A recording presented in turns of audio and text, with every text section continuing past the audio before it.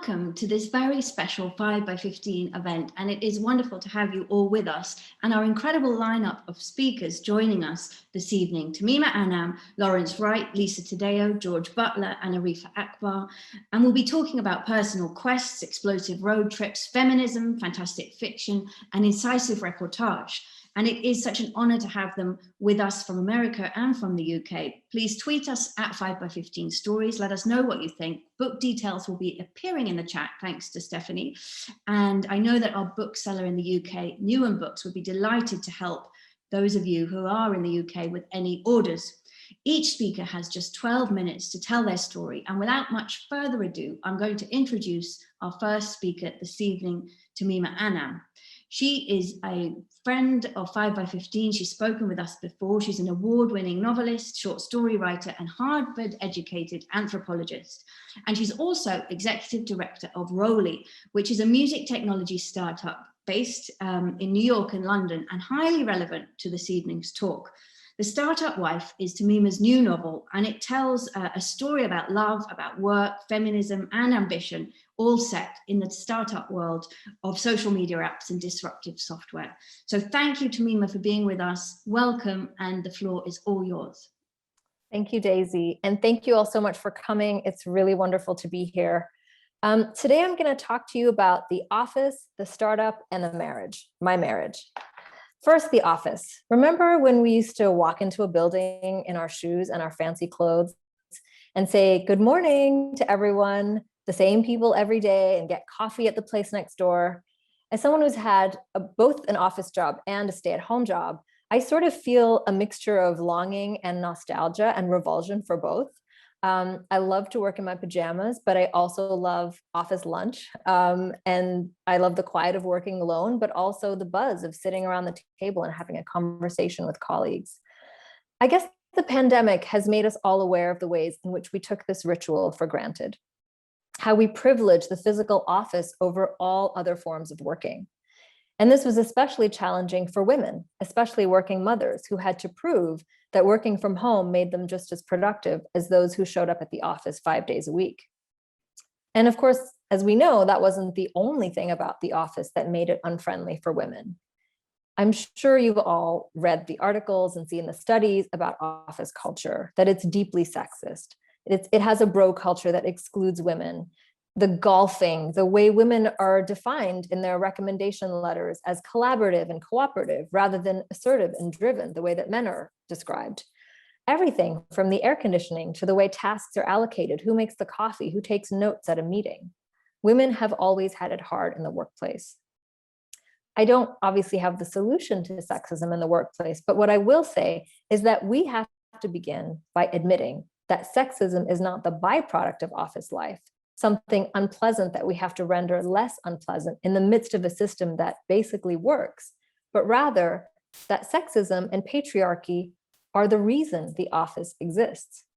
The workplace was a creation of differentiated roles between men and women, men walking into offices, leaving everything else behind, while women stayed at home and looked after the household and the children. Once we come to accept that, we can start to change it.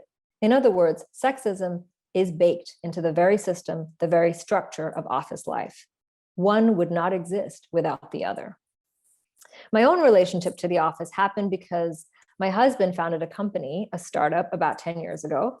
It was actually a few weeks before we got married. He registered his new company, Rolly, with Companies House. So our marriage and the startup were born right around the same time. A few months after that, we found an actual physical office. It was a renovated warehouse that used to house a conceptual furniture company. I remember when we went around to see it for the first time, we were amazed by the polished concrete floors, the high ceilings, the East London cool vibe of it all. And the couple who had run the business together had also lived in the building. And in a strange echo, we also found an apartment, not in the office, but like a 5-minute walk away. And so he started building the business, and I found myself really attracted to this office. And I found myself spending more and more time there, helping with everything from hiring the team to writing out the holiday policy, writing some of the copy for the website. And at first everything was really great. We would go to work together, and then we would come home and we would keep talking about the startup, And then we would wake up and eat breakfast and then talk about the startup and go to work. And one of our first team members, who is actually now the COO of our company, also lived with us for a while. Then he actually like slept in the office for a few months. And then when he got married, moved in next door. Anyway, our lives were like a kind of mashup of work and home. And like I said, things went really well at first. We kind of loved blurring those lines, and it didn't feel like a job. It felt like an extension of ourselves, like a concrete real life expression of our passions. We had both started out as academics and gotten tired of the rarefied air of academic life. And I was even sometimes a little bit tired of being a writer, although I love being a writer. But, it's 5 years between when you start writing and when a book comes out. And there's a lot of angst. And I just love the kind of lightness and entertainment of going to an office and hanging out with people and just sort of, I love that sort of collective experience. But then the inevitable happened. We had children and everything changed. And this is so true for so many women. It wasn't just that people started treating me differently. I mean, one thing was that people would often ask where my children were, as if I had somehow forgotten them on the street on my way to work. Or suddenly I had hours at home on my own while my husband had to go out into the world.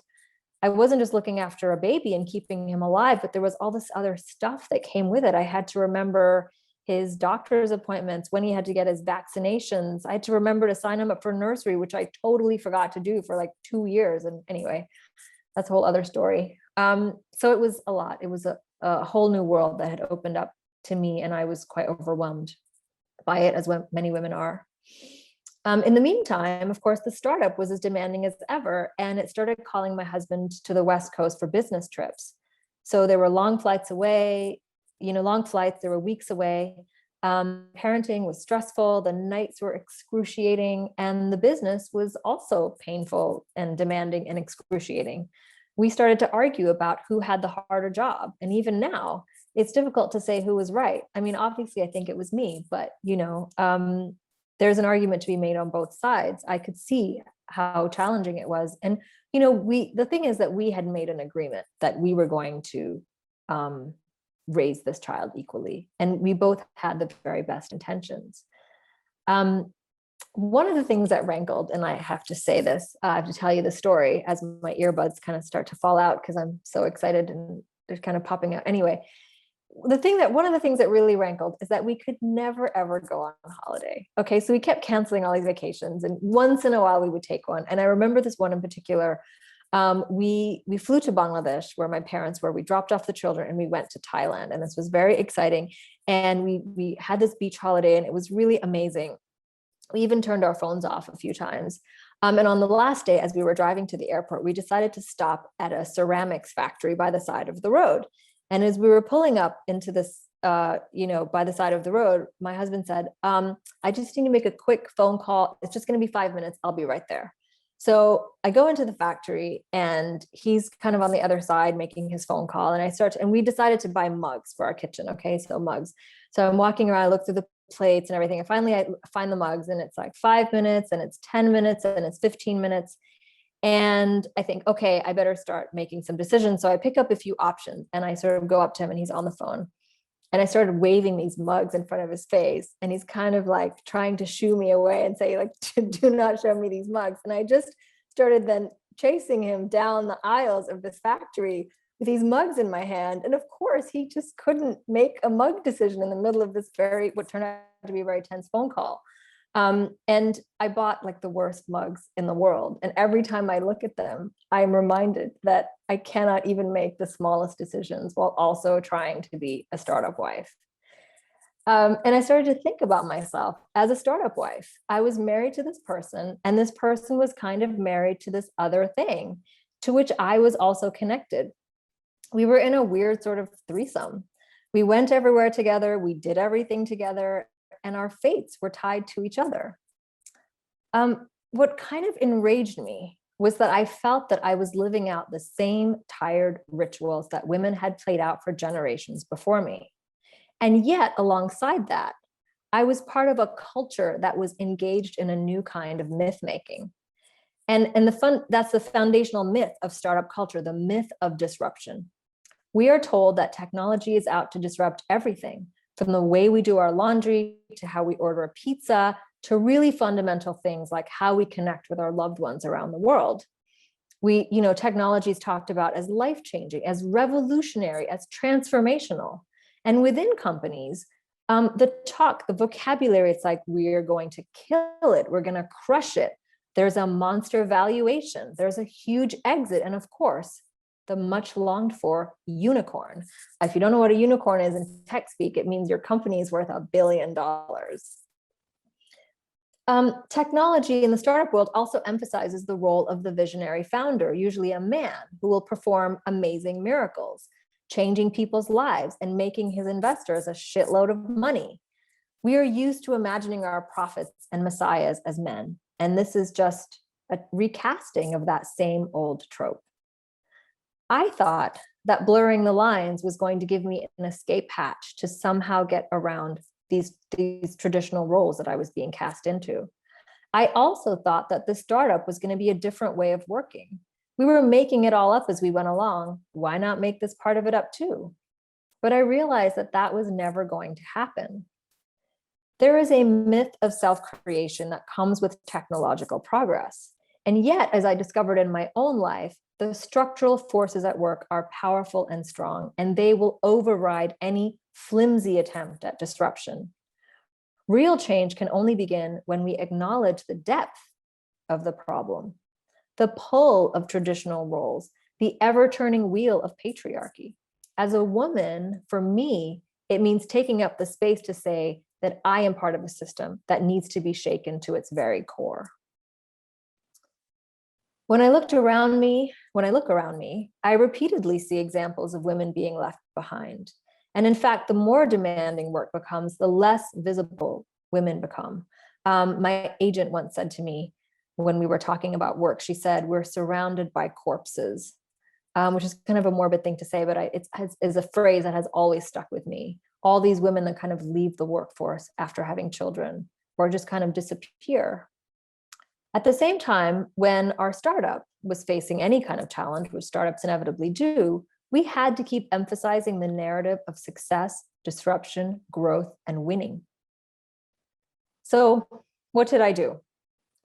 Well, lucky for me, I'm a writer, which means when I have an experience, however complex or negative it is, I get to put it somewhere. And so I wrote a novel about being a startup wife. But amazingly, instead of giving the protagonist my life, I gave her my alternate fantasy life. I made her the founder and visionary of the startup. I made her be the one that comes up with the idea, who faces all the uphill battles of trying to make the company work. And I found that process enormously cathartic and joyful because I got to create someone who did things that I felt that I couldn't do. I also gave her a really sharp tongue. I made her say fuck a lot, which helped me to channel some of the anger and rage and some of the lines that I had been storing up, but I never got to use.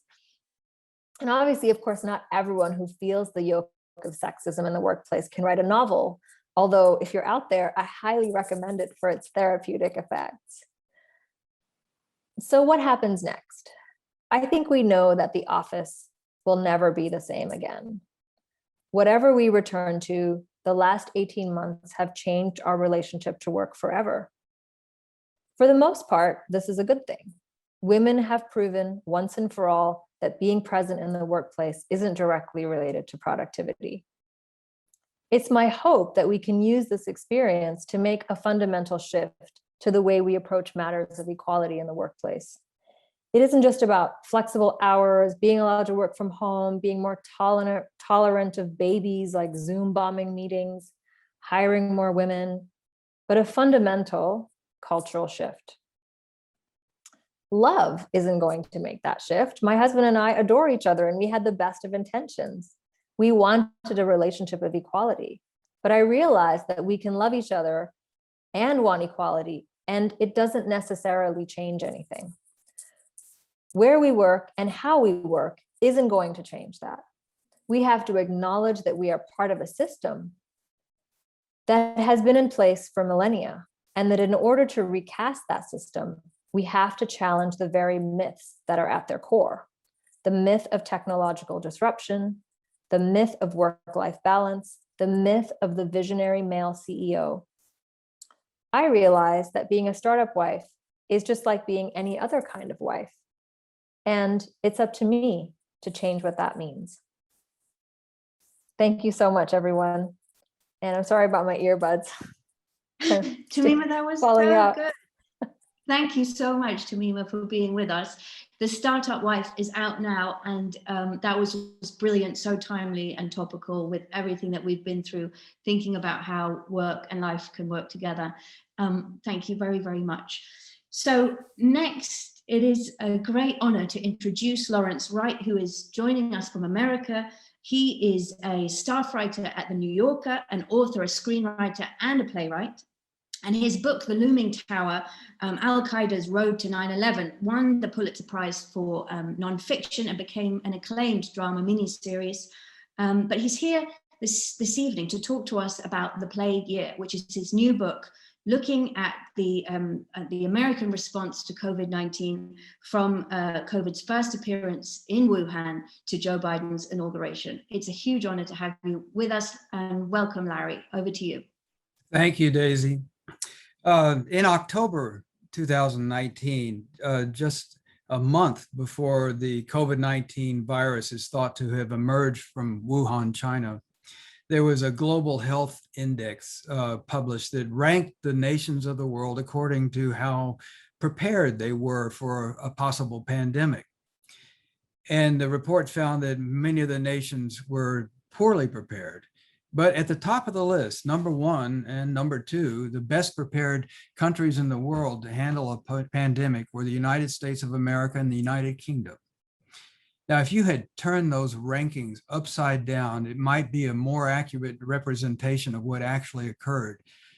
Countries like Rwanda and Latvia and Vietnam did very well compared to more developed countries. That same year, the Trump administration, that same month, in fact, did not publish. They concluded a study, a private study of a tabletop exercise, a scenario, how they would respond if they were actually faced with such a pandemic. The scenario that they worked on was called the Crimson Contagion. It involved various agencies of the federal government, states and territories and public health institutions and hospitals, and they all got together. The scenario was a traveler returns from China to Chicago. He has a dry cough. The next day, his son goes to a rock concert. 6 months later, 565,000 Americans are dead. It's creepily prescient and similar to what actually occurred. And the tabletop exercise showed how the government would behave. Agencies not talking to each other, not knowing who is in charge. States in chaos, not knowing where to turn. Supply chains disrupted. The national storehouse depleted of syringes, gowns, ventilators, masks. Workplaces upset because people are working at home and they don't know how to put their jobs back together. Schools not sure whether they're going to open or close. All of these things were forecast by the Trump administration. And at every step along the way, the mistakes that were revealed by his own study took place. Now, every nation was bound to suffer from COVID-19. It was a disease that had no treatment, a disease that had no vaccine. Tens of thousands of Americans were bound to die, but perhaps not hundreds of thousands. America had at least 3 chances to put the brakes on the spread of this contagion. The first one took place on January the 3rd, 2020, when Robert Redfield, who was director of the Centers for Disease Control, called his counterpart in China, George Gao, to see what was going on with this new pneumonia that was circulating in China at the time. Gao told him that this was not a human disease. It was not transmissible from person to person, which wasn't true. Chinese doctors knew that it was spreading in families. They knew it was spreading in their own hospitals. Doctors and nurses were contracting the disease from their patients. A few days later, Gao and Redfield talked again, and Gao broke down and cried. And he said, "I think we're already too late." Redfield asked for permission for the United States, the CDC, to send a team to China to help out, epidemiologists and virologists, and find out what's actually going on. And Gao said that Chinese authorities would have to approve that mission, and that never happened. Had the US been able to get into China in early January, they would have found out that, of course, it was a human disease, but they would also have learned that it was transmissible through asymptomatic infection. In other words, people were getting the disease, but they weren't feeling the symptoms. They were infecting other people, and they had no idea that they were sick in the first place. Had we known that, the treatment of COVID-19 would have been entirely different. The second chance we had to stop the spread of the contagion was the test. The CDC was famous the world over for its efficiency and expertise in making tests for diseases. And indeed, as soon as they got a sample of the virus, which they did not get until January 20th, because the Chinese authorities refused to send a sample. The first sample they got was when the first official case arose in Washington state. And that's when the test began to be developed in January 20th. The CDC turned out the test in rapid fashion and sent it out to public health labs around the country. And those public health labs almost immediately discovered that it was full of false positives. We later learned, and it's hard for me to even believe this, but the people who developed the test at CDC knew when they sent it out the door that it was going to fail at least 30% of the time. The Food and Drug Administration asked when they would repair the test, and Dr. Redfield said in a week, then he said in 2 weeks, and then he said he didn't know. And so the FDA sent a representative to Atlanta to see what was going on. And he found that in the same room where they were making the test, they were also processing swabs of people who had been infected with the virus. It was simple contamination. The solution was to take the test out of the CDC and put it into a private lab. But we never caught up to the 3 extra weeks it took to remedy the failed CDC test. Leadership played a crucial role in the way that nations around the world and individual states handled this pandemic. What happened in the United States was in March of 2020, the governors of the 50 states were on a call with the President Trump, who told them that we're behind you, we support you in what you're doing. And then he began to lay out what that actually meant. As for masks and gowns, personal protective equipment, ventilators, that sort of thing, get it yourselves. We support you, but you should get it yourselves. The governors were aghast. They had no idea that there was not going to be a federal plan, that it was up to them suddenly. And Gretchen Whitmer, the governor of Michigan, told me she realized during the call that Michigan was out of personal protective equipment. They didn't have enough for the next shift, let alone next week. The governors were forced to compete against each other to acquire PPE. Andrew Cuomo, the governor of New York, said it was like being on eBay. He would order 3 million masks from China, and they would say, well, you were just outbid by California. And when supplies did arrive, they were sometimes seized by federal authorities. So governors took to hiding the equipment from the federals. It was a total chaotic mess, just as predicted by the Crimson Contagion exercise. One governor, Gina Raimondo of Rhode Island, had been promised a shipment from the National Storehouse, which was severely depleted. But they said that a truck was on its way. And indeed, it finally did arrive in Rhode Island. And when she got to the truck, it was empty. I think there is nothing more emblematic of the American response on the federal government to the pandemic than that. I think one day we'll look back on COVID-19 through 3 different lenses. One is COVID-19 was a harbinger.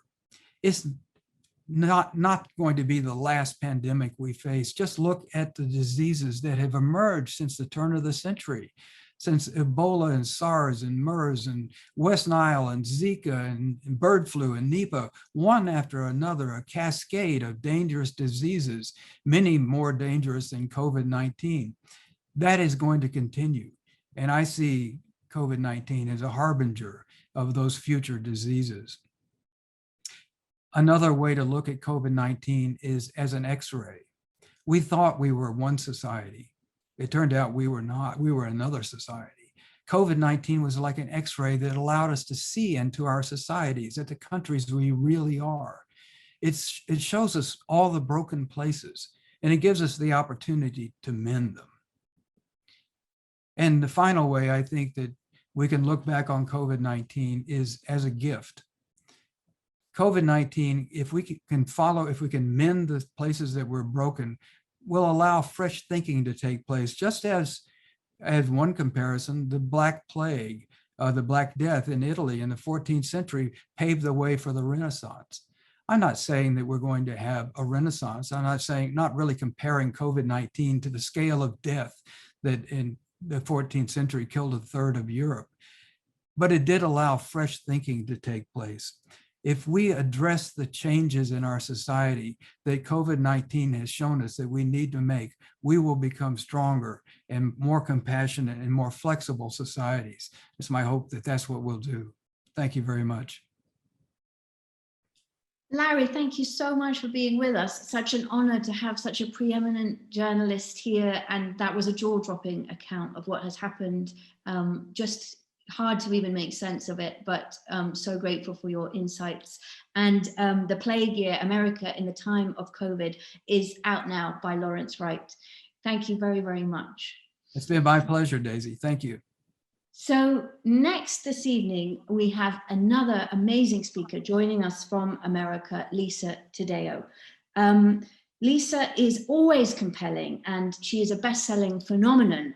We all know and love her book, Three Women, and we've been very lucky to work with Lisa twice, once in real life in London and once online last summer when she actually drove through a storm to enable us to connect with her, which was an incredible feat.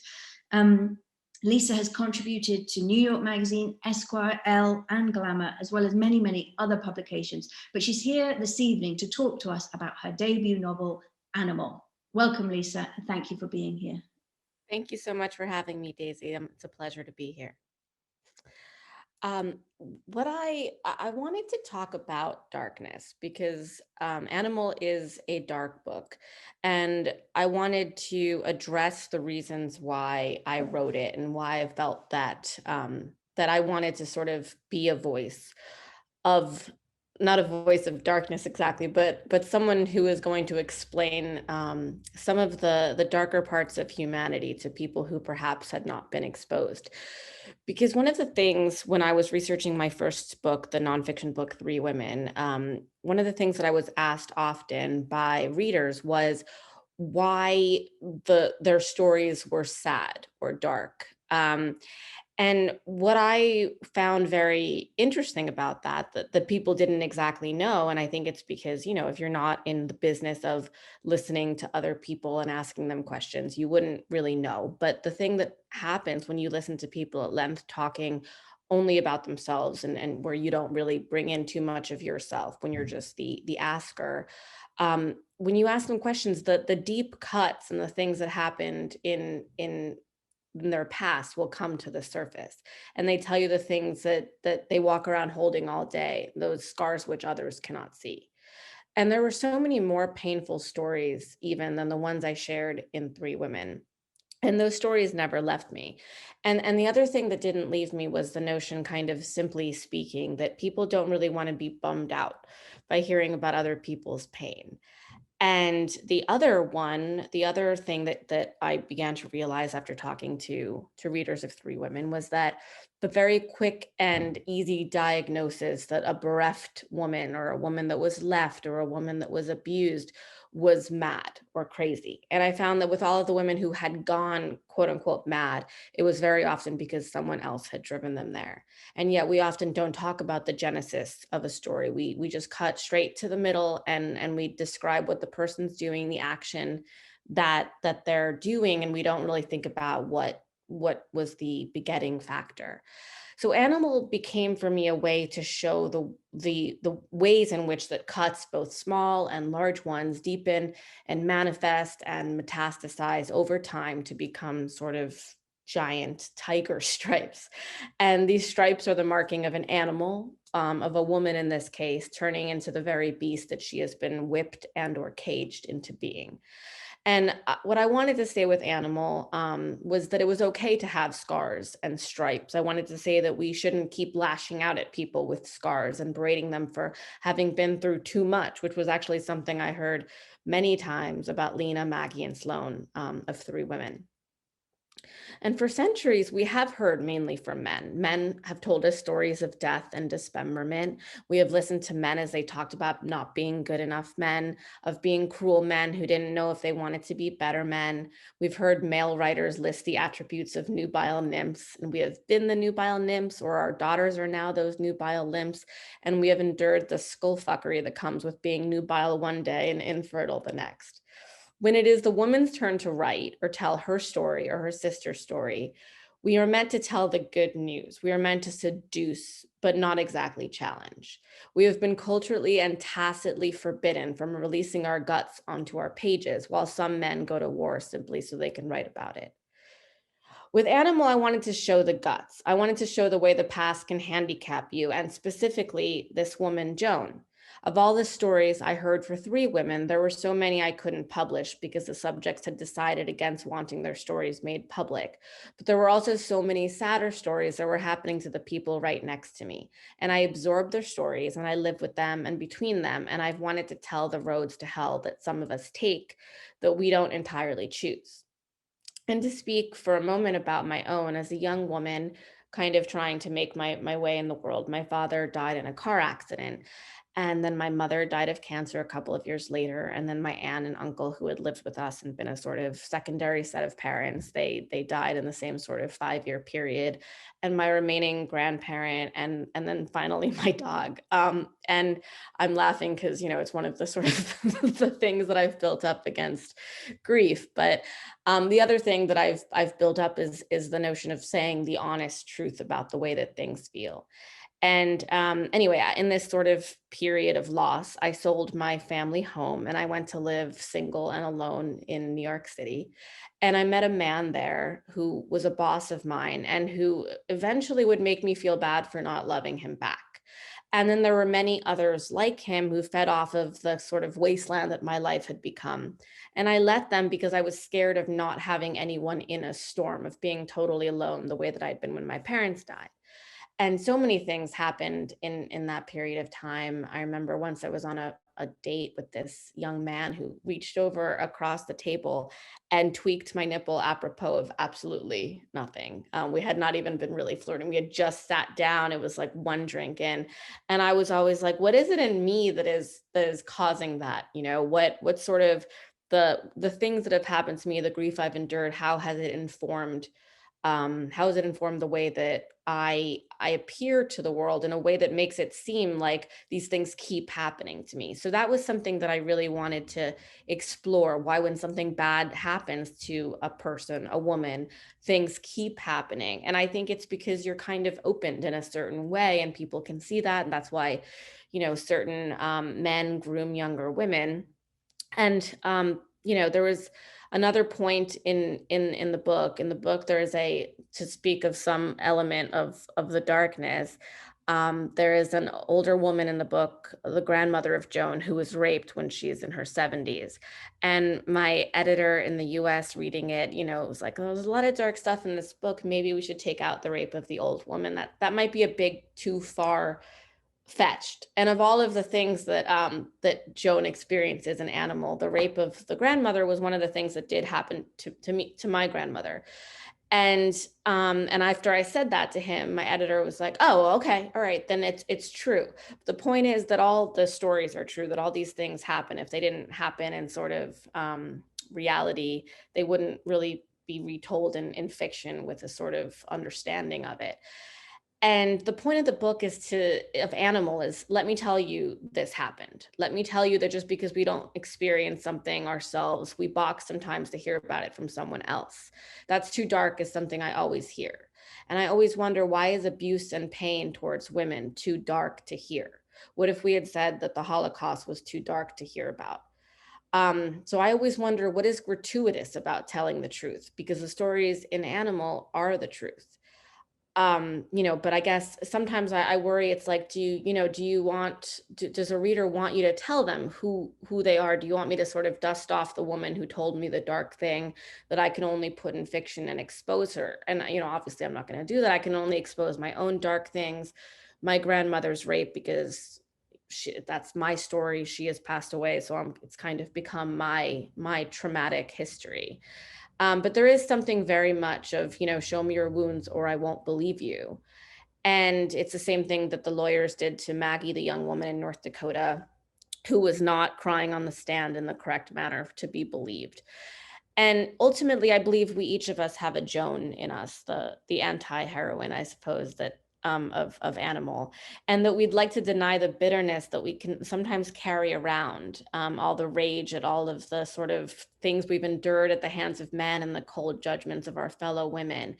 But sometimes denying that very bitterness is what makes it overflow and makes us rage against each other. So mostly I wanted to show how we are the quickest to condemn those who stand before the same cliffs that we do, who perhaps jumped when we wished we had, or those who, like us, jumped when perhaps we wished we hadn't. Thank you. Lisa, thank you. That was so riveting and honest and raw, and just thank you so much for sharing that with us. Everyone, pick up a copy of Animal. It is out now and it is your debut novel. Thank you, Lisa. Thank you so much. It's great to see you. Next, we welcome George Butler, who is an award-winning reportage artist. His work has taken him all over the world, from the Middle East to Africa to all across Europe, with a pen and a paintbrush and a canvas. He draws conflicts and the people affected by conflicts. And he's also the co-founder of a remarkable charity called Hands Up for Syria. His book, Drawn Across Borders, is a record of human migration, and he has a new exhibition which is on now at the Sladmore Contemporary Gallery. It's called Coexistence, and it's on till July 23rd. So welcome, George. You're doing a huge amount of things, and it's fantastic to have you with us to talk to us about some of your work. Over to you. Thanks, Daisy. Yeah, I am a reportage illustrator, and what that means is that I draw stories for the news. And I think that's important at the moment, where we live in a world where our attention spans are shorter than ever, and the demand for immediate news keeps growing. How can any of us be expected to fully comprehend any of these issues, nuanced global issues, in the depth that they so badly need? Historically, the realities of the news industry were very different, and papers like the Illustrated London News sent artists around the world desperate for anything visual, paintings and drawings, prints, to accompany the articles printed back in London. And 150 years later, with the immediacy of photography and with enormous budgets driving the news, I guess the question is, for me, what role does such an analog profession as an illustrator with a dip pen and ink have in the news? And indeed, what role do I have? And it's that I'm going to try and talk to you about tonight. I believe that drawing doesn't just see the world, it observes it. And so it was with those thoughts in mind that I set off to West Mosul in 2017. And I want to tell you about 2 or 3 people I met there. It was the height of the sort of last stand of Islamic State this was the front line of the world against ISIS, propped up by the Iraqi army. And many freelancers like me, photographers and writers and film crews flew to Kurdistan. They got a visa on arrival if they were from Britain.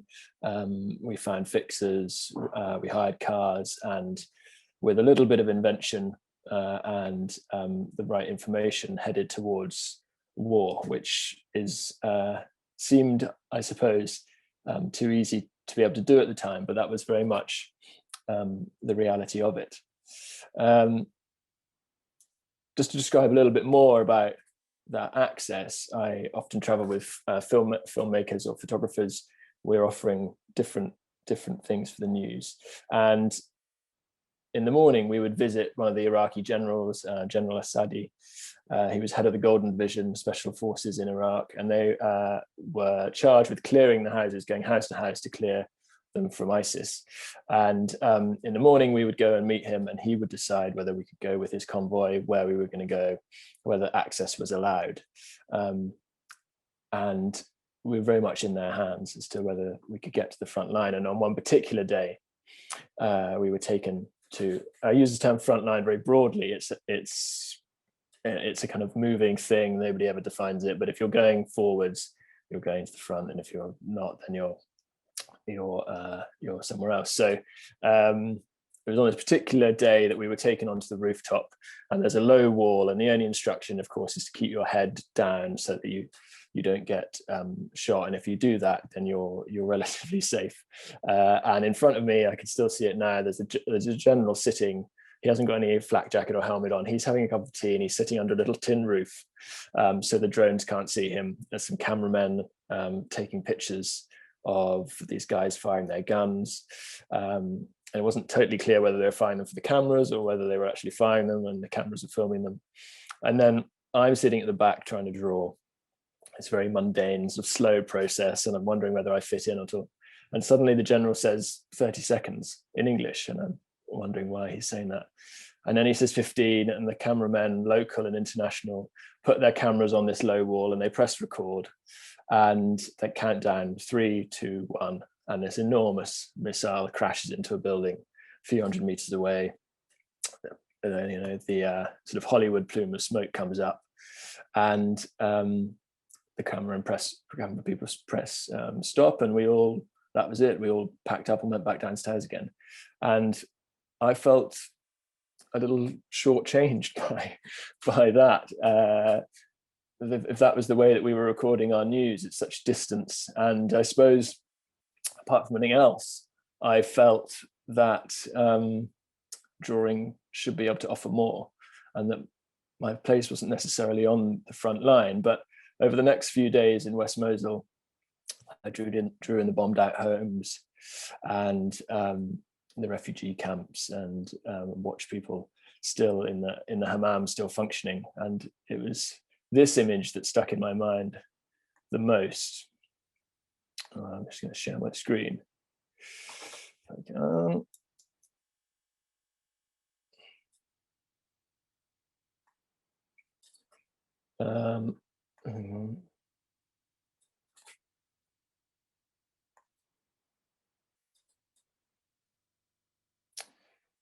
Hang on.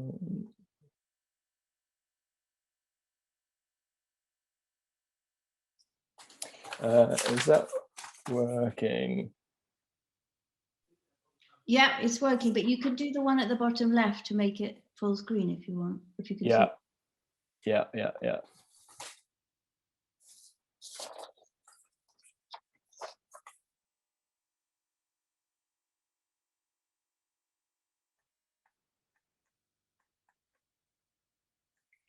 Sorry, everybody. It was this image in particular that stuck in my mind, and I was drawing in a place called Al Thara, and this man came out of his home and saw me sitting on the seat, and he invited me over to his home, and this was it. And as I sat and drew, his taxi caught in the rubble, the chandelier practically still swinging in the kitchen with the walls now missing. He told me of the story, and the Iraqi army had bombed his home, trying to kill 4 Daesh fighters, ISIS fighters that were fighting, and had hidden in his house,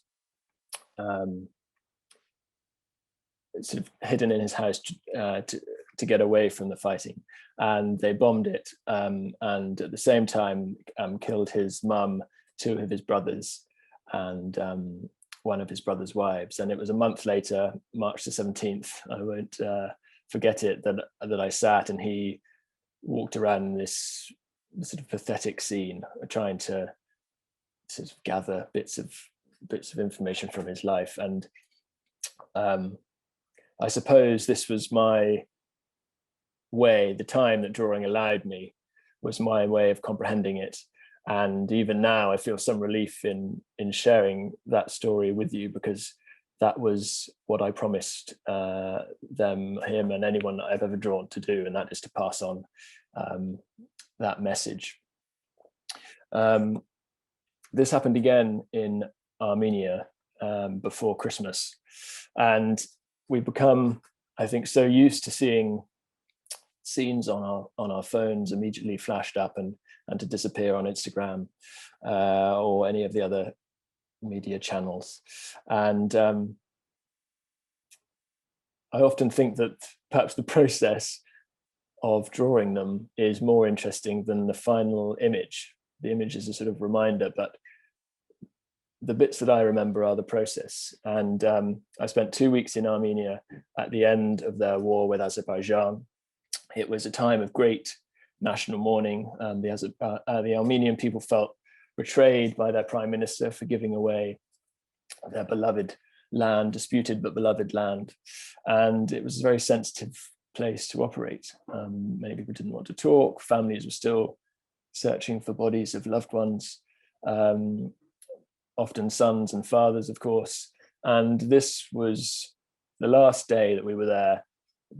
We'd find it incredibly difficult to find people to talk to and to tell their story. But this was the trenches near Martuni, and 2 soldiers, Reuben and Samuel, sitting in the bunker.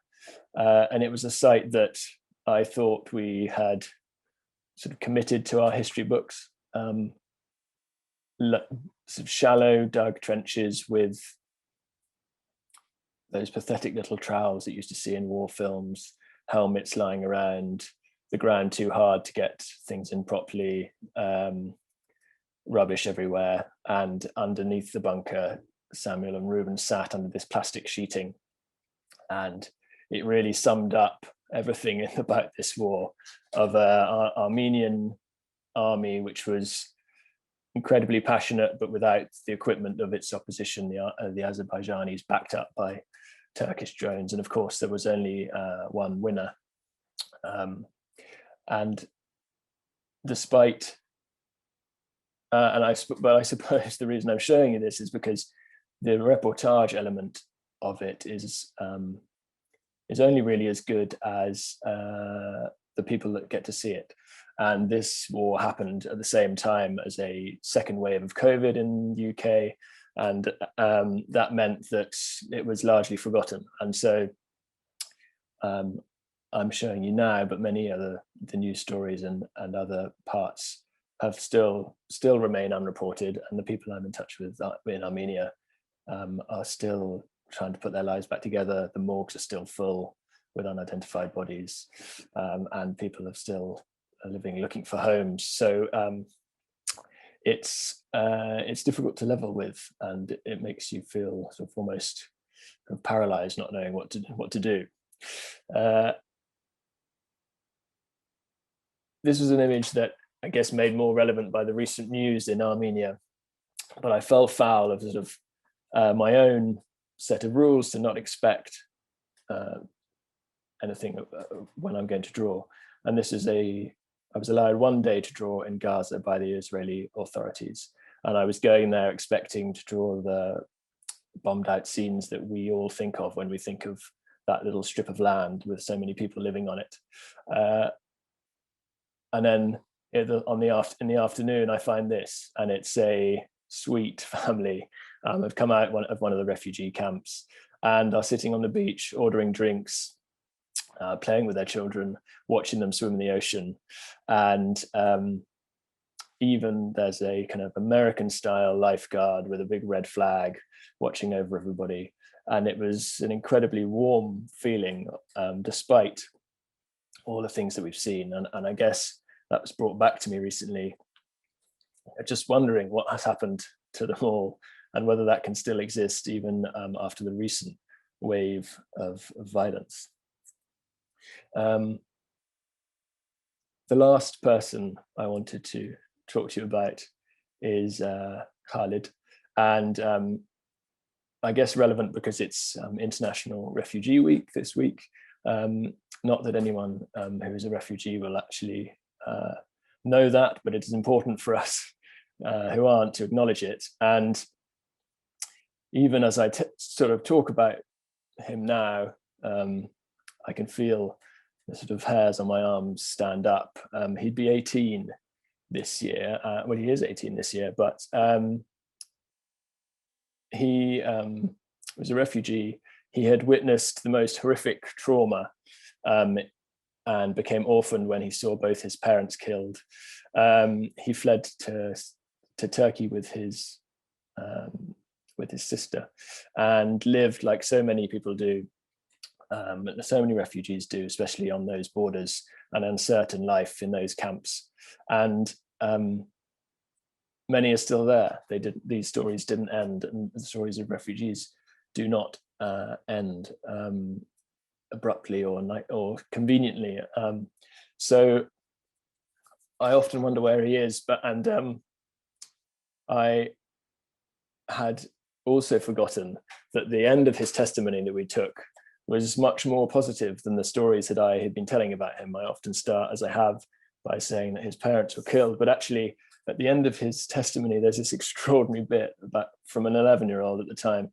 And he's talking about the family that he's seen, and he says that I'll just read it to you. I see my family in my dreams all the time, and they are coming to me. And when I grow up, I want to be a policeman and a doctor. I prefer a doctor because I'd like to heal the injured people of the war, but I could also be a policeman, and then I will protect anybody who might come into my home again. And I just remember that as I'm reading it and think that although these stories are incredibly hard to digest, and even some of the ones we've heard tonight are hard to digest, there is in each of them, in Mosul and in Syria and Armenia, a positive human element to them if we can only allow them more time. Drawing has allowed me more time with people like Khalid, and I think strangely during COVID we've been allowed more time. And so I guess the call to action really is to slow down and give people time. It's such a valuable commodity, and so it's with that message that I'd like to sort of leave you thinking about tonight.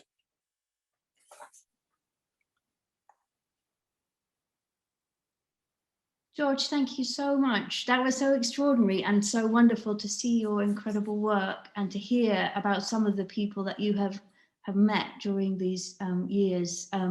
Thank you very, very much. Drawn Across Borders is out now, and your exhibition Coexistence is also on at the moment, and Stephanie will put the details in the chat for people to find out more and go and see it. But for now, thank you so much for your talk. It was really beautiful. And now our final speaker this evening, we have the amazing Arifa Akbar with us. She's The Guardian's chief theatre critic and a long-time favourite journalist of ours, working for many years at The Independent as the literary editor. She's joining us this evening to talk about Consumed, which is her memoir of her sister and a tribute to her. But it's also a wide-ranging medical history, and we are very, very honoured to have you with us. So, Arifa, over to you, and welcome. Thank you. So a decade ago, a former colleague of mine at a newspaper I was working at wrote a piece about death. New research then in 2011 had discovered that human beings have the potential to live well beyond 100, and that this potential was sort of embedded in our genetic makeup. He'd written a response to that news story saying, well, who wants to live forever? Not me. I remember reading his article and feeling baffled by him. He was essentially arguing in favor of finite existence over what he classed as the Groundhog Day of perpetual life. And he argued that it was not living forever and the knowledge of not living forever that gives our lives its value. I was astonished by the idea that somebody might not want to live on and on. Life's full of joys, pleasures, connections, loves. Why wouldn't you want to experience that indefinitely, infinitely? Don't we all want to live forever? Don't we all want to stay young forever? Medical science is discovering ways to triumph over sort of once fatal diseases. 60s, apparently the new 40. There's fitness regimes, dermo fillers, Botox to fend off the signs of aging, and the Human Genome Project that my colleague was writing about, which promised to identify and eliminate every negative tendency in our DNA. So isn't our triumph over nature to keep on living only a matter of time? And of course it's desirable, isn't it? Strangely, or strange to myself, I've changed my mind since 2011. And I now feel that death is important to life. And I don't think I'm being morbid or flippant in saying that. We've just been through a pandemic and experienced a staggering amount of loss and grief globally.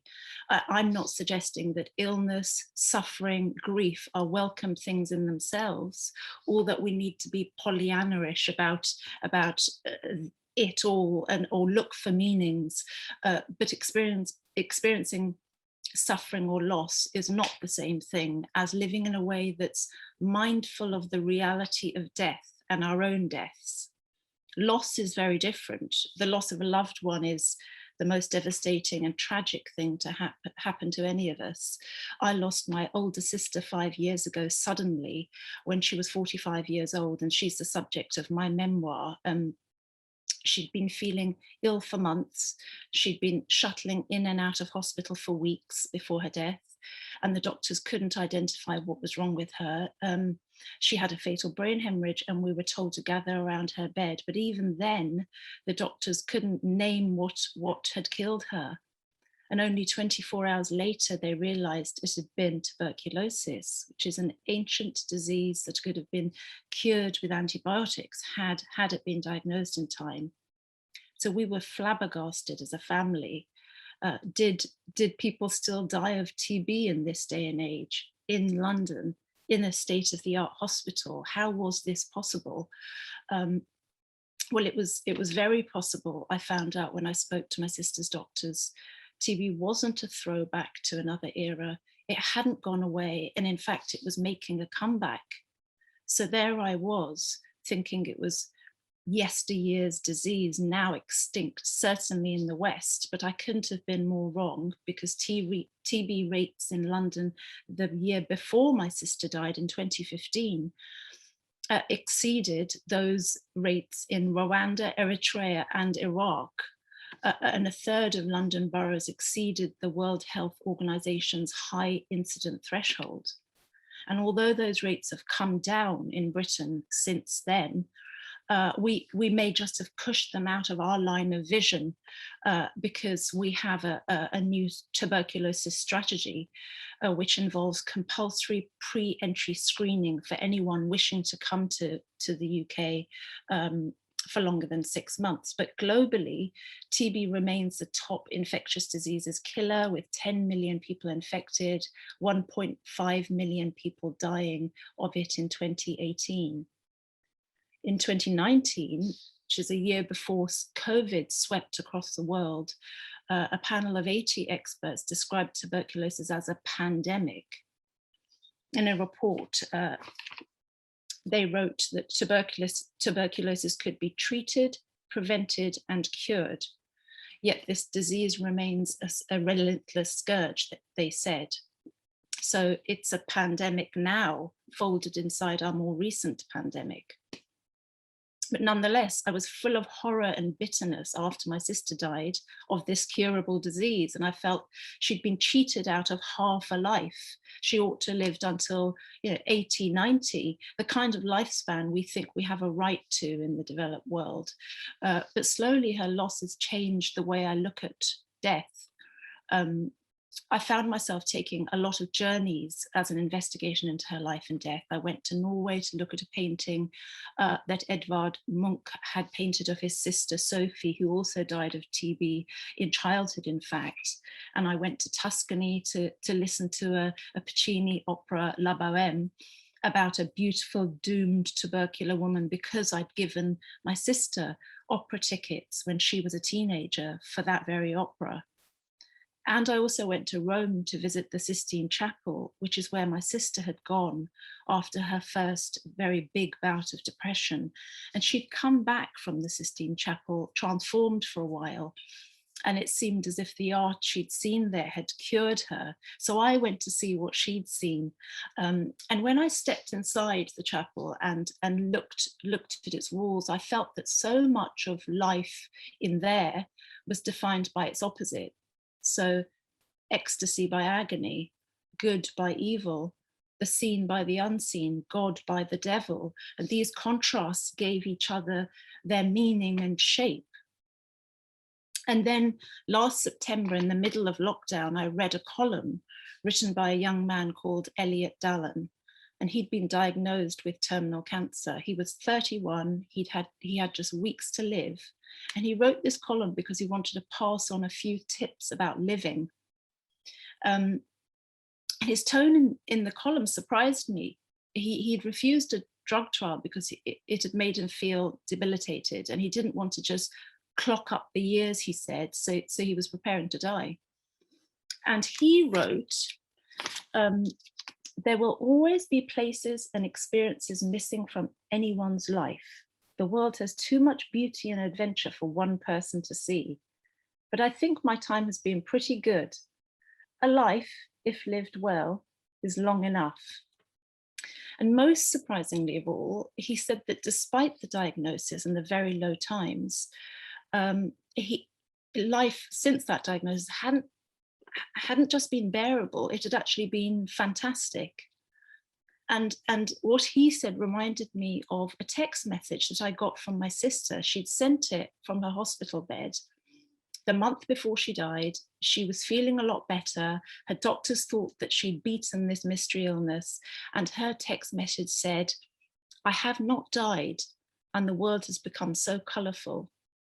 And that conjured up a moment in which she must have seen the world all the more vividly, being at such close quarters to death, a sort of intimation of mortality, if you like to rephrase Wordsworth's poem on the intimations of immortality.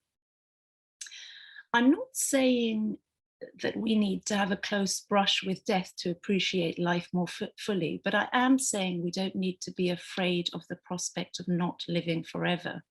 The palliative care doctor, Catherine Mannix, wrote of the importance about talking about death in her book, With Death in Mind, that it needn't be monstrous, that we should make plans for it, discuss it, live alongside it.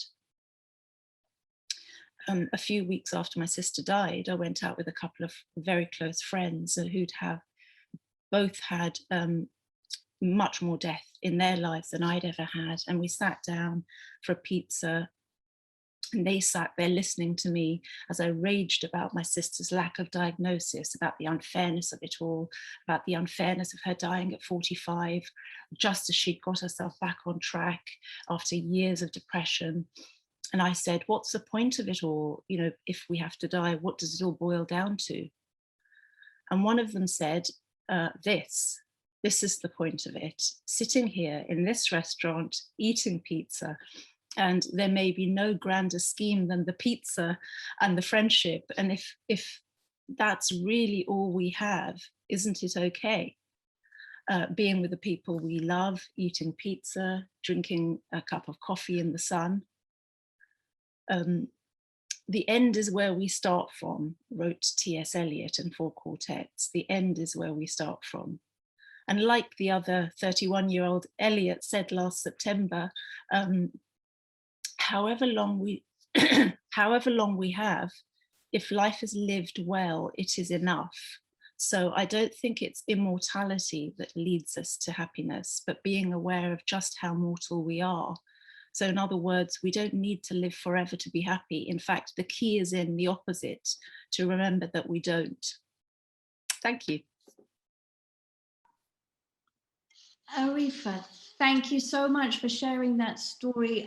So profound and beautiful and interesting as well. And I didn't know anything about tuberculosis in London, and it is wonderful that you were able to share it with us. Thank you so much for being here.